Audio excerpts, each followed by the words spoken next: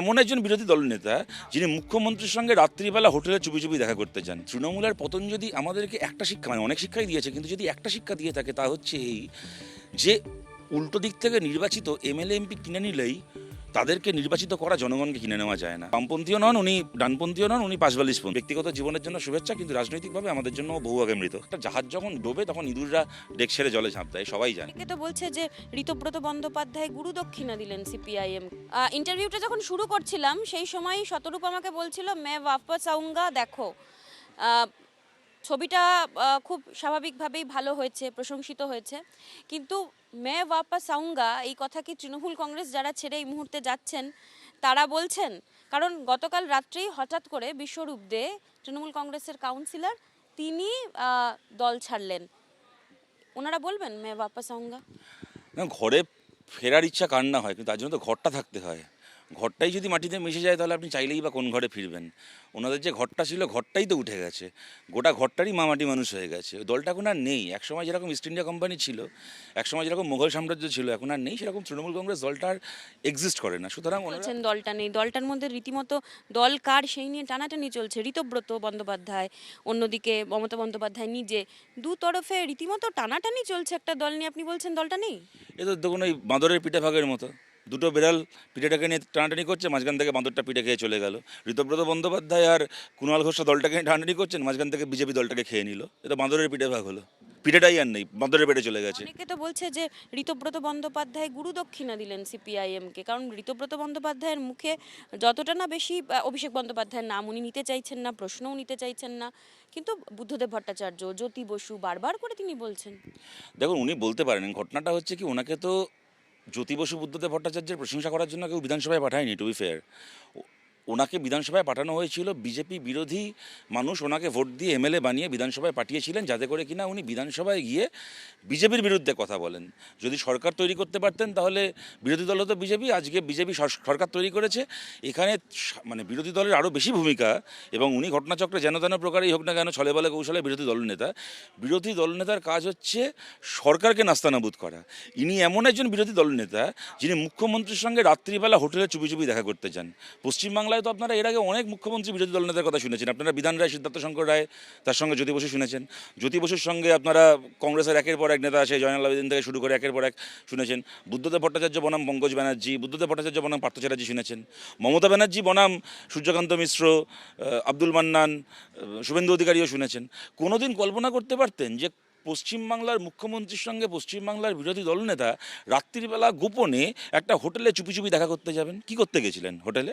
সুতরাং মানে মুখ্যমন্ত্রীর সঙ্গে রাত্রিবেলা হোটেলে দেখা করা বিরোধী দলনেতা পশ্চিমবাংলার মানুষের কোন কাজে লাগবে বলুন?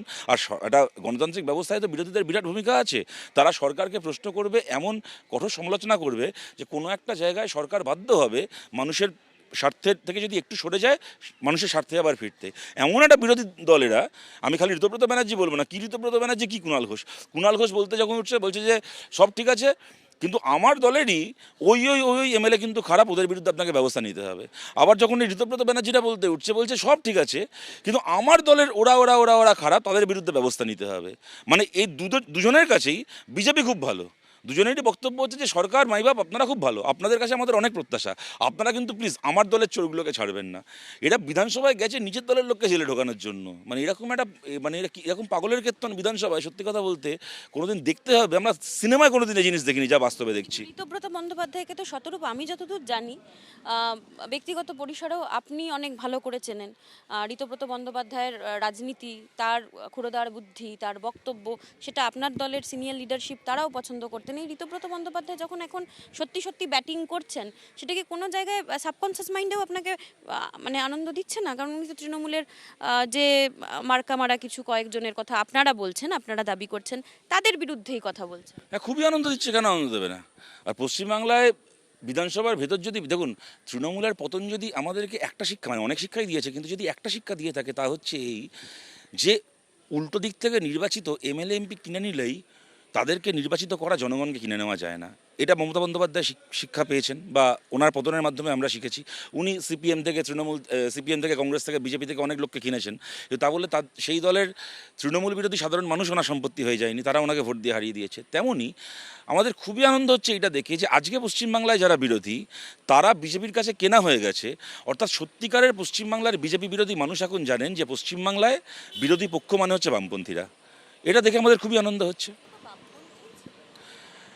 দেখুন, বামপন্থী উনি ছিলেন কিনা আমি জানি না, তবে আমার বিনয় কঙ্গরের একটা কথা মনে পড়ে। উনি বলতেন যে আজন্ম কমিউনিস্ট বলে কিছু হয় না, কেউ কমিউনিস্ট হয়ে জন্মায় না মায়ের পেট থেকে, মানুষকে চর্চার মধ্যে দিয়ে কমিউনিস্ট হয়ে উঠতে হয়। তার থেকে বড় কথা, আজন্ম কমিউনিস্ট হয় কি হয় না জানি না, কিন্তু কঠিন হচ্ছে আমৃত্যু কমিউনিস্ট থাকতে পারা। উনি আমৃত্যু কমিউনিস্ট থাকেননি, এর বেশি ওনাকে নিয়ে আমার কোনো বক্তব্য নেই।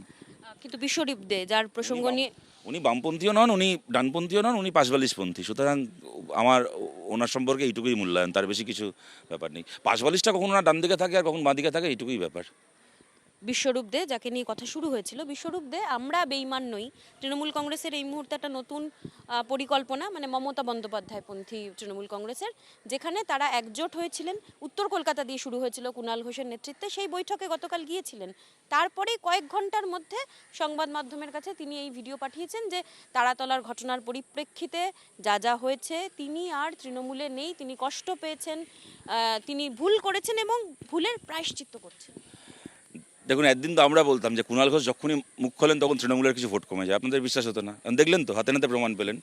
একটা লোক গেল মমতাপন্থী হয়ে, কুণাল ঘোষ তাকে এমন ভাষণ শোনালো, কুণাল ঘোষ মমতা ব্যানার্জির এমন প্রশংসা শুনলো যে কুণাল ঘোষের মমতা ব্যানার্জির প্রশংসা শুনে একটা লোক মমতা বিরোধী হয়ে গেল। সুতরাং হাতে নাতে প্রমাণ পেলেন। ওনার এখন গার্ডেন রিচের ঘটনা দেখে, এই কী বলে, তারাতলার ঘটনা দেখে অনুশোচনা হচ্ছে। যখন গার্ডেন রিচে বাড়ি ভেঙে পড়লো, মেটিয়াপুরে যতগুলো মানুষ মারা গেল, বেআইনি নির্মাণ ভেঙে পড়লো, ওনার তখন অনুশোচনা হয়নি?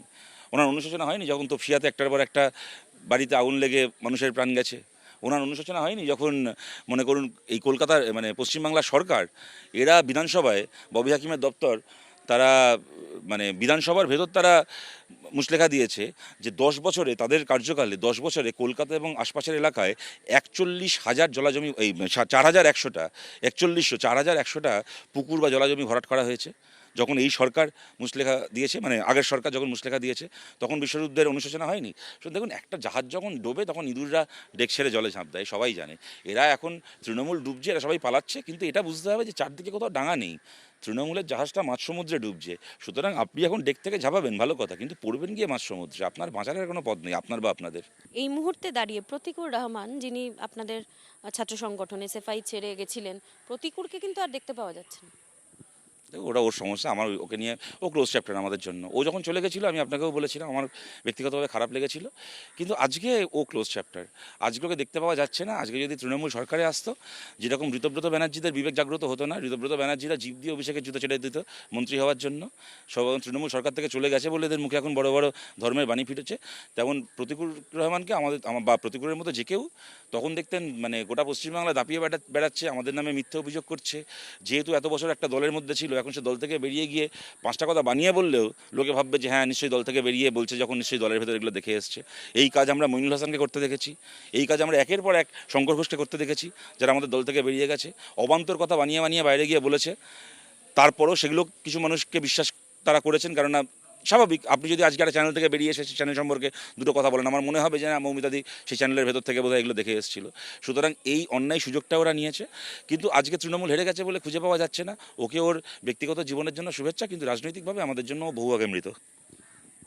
এই মুহূর্তে রাজ্য রাজনীতিতে তো বিভিন্ন রকম খেলা, বিভিন্ন রকম বদল, বিভিন্ন রকমের পাল্টি, রং পরিবর্তন সবই চলছে, কিন্তু তার মাঝে যে টুইস্ট, তার মাঝে যে বক্তব্য, সেই বক্তব্যে বামপন্থীরা অন্তত বলছেন, শতরূপরা বলছেন, তারা তাদের মতাদর্শের সঙ্গে টিকে রয়েছেন। জি 24 ঘন্টার জন্য ক্যামেরায় শুভ্র ঘোষের সঙ্গে মৌমিতা চক্রবর্তী, কলকাতা।